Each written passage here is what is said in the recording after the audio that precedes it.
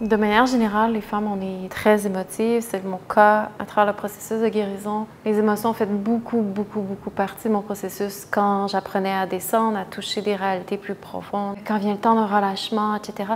Donc, je vais prendre le temps avec vous de démystifier un petit peu les émotions, puis comment aborder les émotions. Parce que les émotions, ça peut prendre beaucoup de place, ça peut prendre toute la place, surtout quand on est sensible. Sensibilité, émotion, ce n'est pas la même chose. Et c'est bon quand on a des crises émotives, on a des émotions qui sont là, de savoir un peu plus comment canaliser ces moments-là, puis apprendre à avoir une relation consciente avec ce que c'est les émotions. Donc, je vais juste prendre le temps de faire un zoom out. On part du principe que le corps il est intelligent. Le corps suit une intelligence profonde. Donc, par défaut, si le corps suit une intelligence profonde de la nature, une intelligence du womb de la nature, tout ce qui vit suit cette intelligence-là plus grande que nous. Et le corps humain en fait partie.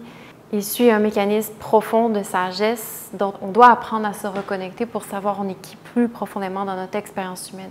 Et c'est le propre de la reconnexion à soi, c'est le propre de la guérison féminine, c'est qu'il y a quelque chose de plus grand que nous qui régit les principes, les lois, l'équilibre de notre corps. Et à un niveau plus proche du féminin, il y a les émotions.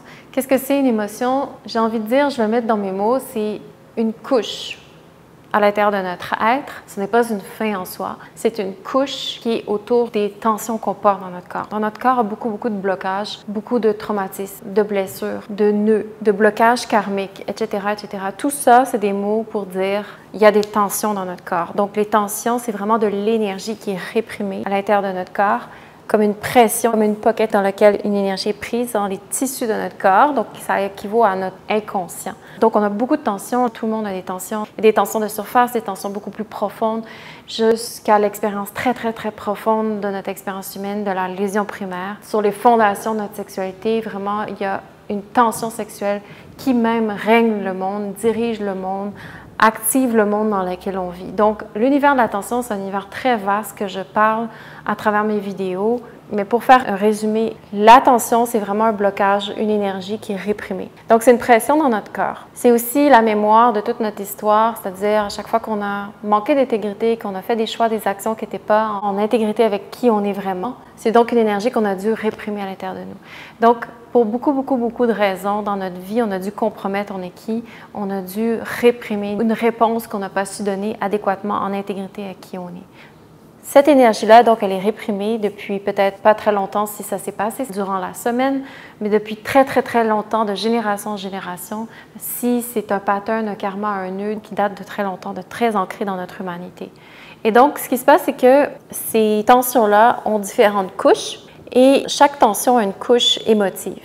Et cette couche émotive, je vais le mettre dans mes mots, c'est un peu comme la vapeur de la tension qui est en dessous. Donc, si c'est la couche qui enveloppe la tension, c'est une fine couche que moi, j'ai envie de dire qui est un peu la vapeur de tout l'univers de cette tension-là, si je fais un peu un schéma grossier. Donc, ce qui se passe, c'est que quand on commence à avoir un besoin de faire circuler les choses, ou un besoin d'avancement, ou un besoin de passer à autre chose, ou que dans notre vie, il y a différents mouvements qui se passent, qui nous amènent à aller de plus en plus voir cette réalité-là, cette tension-là qui est à l'intérieur de nous. Qu'est-ce qu'elle représente, d'où elle vient, pourquoi, comment elle s'exprime dans les différentes sphères de notre vie, etc.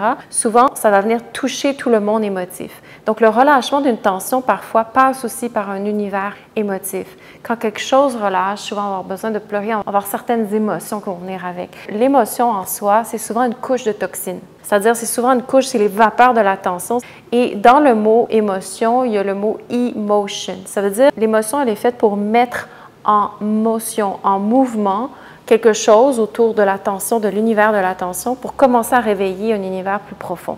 Essentiellement, ce que je dis, c'est que l'émotion, c'est une couche à l'intérieur de nous. Et les femmes, on a tendance à se perdre dans l'univers de l'émotion, nous arrêter à ce niveau-là parce que l'émotion est très envahissante. Une émotion, ça peut être très fort parce que c'est vraiment comme une toxine qui est mise en mouvement dans notre corps, dans notre système, dans notre être.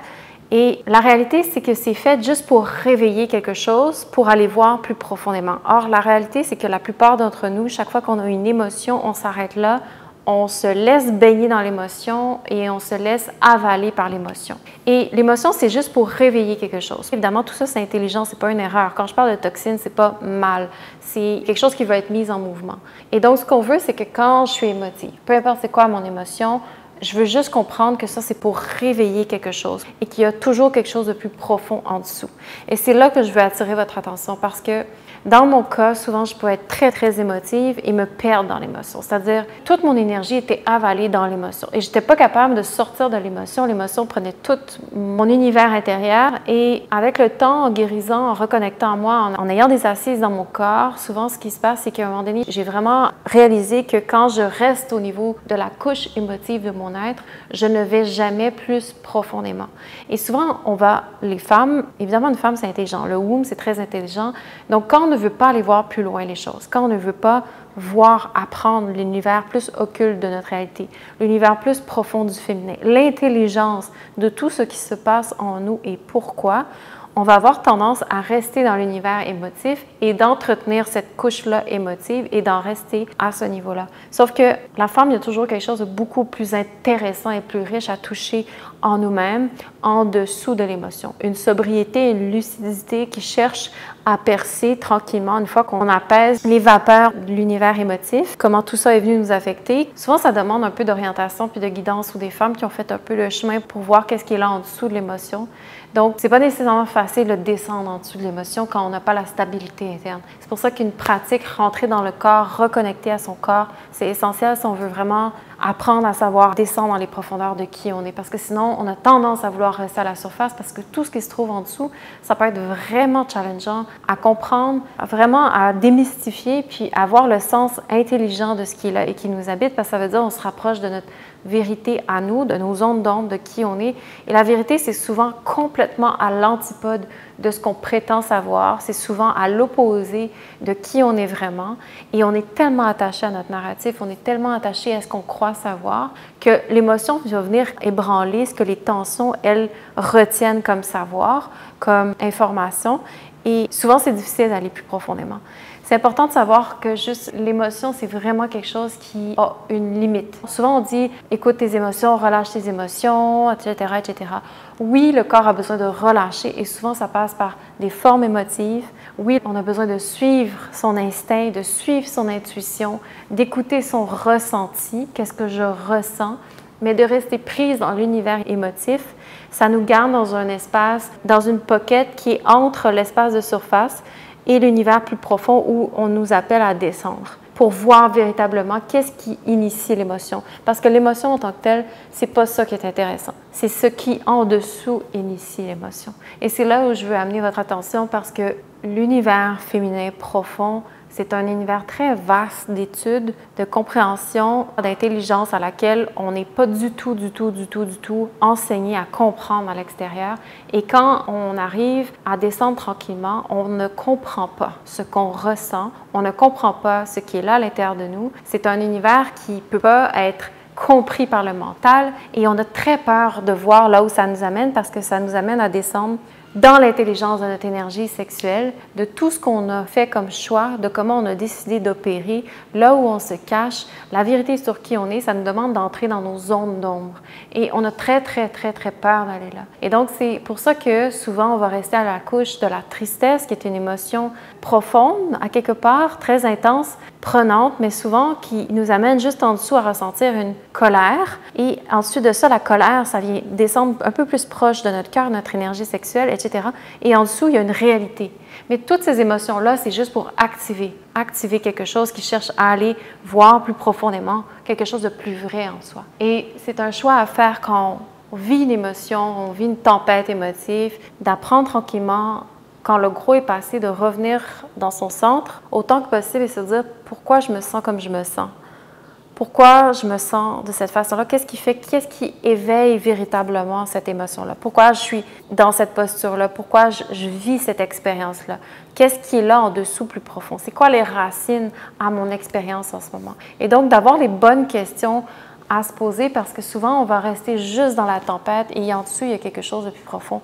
Même chose avec les états d'esprit. Les états d'esprit, c'est une faille dans l'intellect, une faille dans notre mental qui nous conditionne à vivre une expérience dans le corps. Donc, le corps et l'esprit, c'est une seule et même chose. Et souvent, ce qui va se passer, c'est que notre intellect, il a vraiment une façon de penser, de voir à travers des filtres, des failles, des tensions mentales qui vont s'exprimer par des états d'esprit. Les états d'esprit, c'est extrêmement puissant et ça vient vraiment donner tout le contrôle sur l'expérience qu'on va avoir, dont on va être absolument certaine que c'est vrai.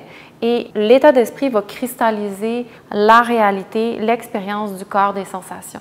Donc, l'état d'esprit a le pouvoir de nous dire, de créer un scénario sur comment on va se sentir. Donc, ce qui se passe, c'est que l'état d'esprit va venir falsifier le ressenti qu'on peut avoir dans notre corps. Par exemple, je vais avoir un ressenti X, Y, Z par rapport à une situation, par rapport à quelque chose qui s'est passé. Et donc, plutôt que juste rester dans un espace neutre dans lequel je reste avec le ressenti, sans juger, sans condamner, sans imposer une analyse, sans condamner, tous les états d'esprit qui vont venir se rajouter, qui vont interpréter en fait le ressenti. Donc, on étouffe en fait le ressenti. Tout de suite, l'état d'esprit va venir se coller, greffer au ressenti et le ressenti n'a pas d'oxygène pour cheminer à notre conscience d'une façon neutre, pour comprendre à la racine pourquoi ce ressenti-là existe et comment je peux aller plus profondément à l'intérieur de moi dans ce ressenti-là. Où est-ce que ça m'amène encore plus vrai? C'est quoi la couche encore plus profonde qui est de plus en plus vraie vers ma réalité de mon expérience humaine?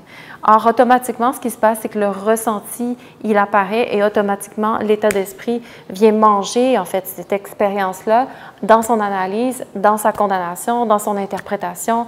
On va essayer de l'analyser d'une façon où est-ce que l'état d'esprit veut imposer sa façon de voir les choses en fonction de la faille qui est là, qui souvent vient d'un conditionnement, soit familial, soit sociétal, peu importe d'où vient le conditionnement. Ça peut être même au niveau sexuel, pornographique. Tous les conditionnements qui se sont mis à l'intérieur de nous, et mon Dieu qu'il y en a profondément d'incrustés à l'intérieur de nous, conditionnement de bien ou de mal, conditionnement très profondément, qui interprètent les choses, qui viennent vraiment créer des failles dans notre mental, dans notre esprit pour conditionner le ressenti qu'on peut avoir. Donc, le ressenti n'est pas en relation consciente, neutre avec nous-mêmes, mais c'est vraiment juste toujours quelque chose qui vient s'imposer. J'ai pas le droit de ci, je suis trop ça, je ressens ci. Donc, il y a pas, c'est toujours une relation de surface, biaisée, toxique, qu'on met par rapport à notre ressenti. Donc, le ressenti n'a jamais la chance de s'approfondir dans quelque chose de plus enraciné, de plus vrai et de cheminer dans quelque chose d'autre et d'évoluer surtout vers une prise de conscience profonde. Donc, ça reste toujours un schéma où est-ce que l'état d'esprit va venir cristalliser la sensation. Donc, à chaque fois qu'on a cette sensation-là, à chaque fois qu'on a ce ressenti-là, on va tout de suite avoir ce même mécanisme comme un chien de Pavlov. Là. On ne peut pas avoir le ressenti sans que l'état d'esprit vienne le monopoliser. Donc, il n'y a jamais un espace de vulnérabilité pour approfondir notre expérience humaine, approfondir qu'est-ce que c'est dans notre féminité, ce ressenti-là, et pourquoi il est là en premier lieu. Donc, tout ça pour dire que les émotions, c'est une mise en mouvement de quelque chose de plus profond. Et les états d'esprit, c'est vraiment une faille de l'intellect qui vient monopoliser notre ressenti. Donc, deux choses distinctes, mais qui sont énormément présentes dans les femmes, dans le processus de guérison, que je vois beaucoup les femmes prises dans les couches émotives ou à travers les états d'esprit, comme des patterns qui reviennent toujours. Et j'avais envie de partager parce qu'il y a toujours quelque chose de plus profond qui appelle en dessous. Et pour arriver à accéder à cette vérité-là ou cette réalité-là plus profonde en dessous, ça demande d'apprendre à mieux rentrer dans son corps, ça demande à mieux apprendre à vraiment toucher ce qui est vrai, apprendre à discerner dans le ressenti. Et ça demande de cultiver l'attention à l'intérieur, cultiver la conscience. Et ça, c'est un travail qui se fait en défaisant les tensions, relâchant les tensions dans le tissu du corps, progressivement, ce que la pratique Origin Yoga permet.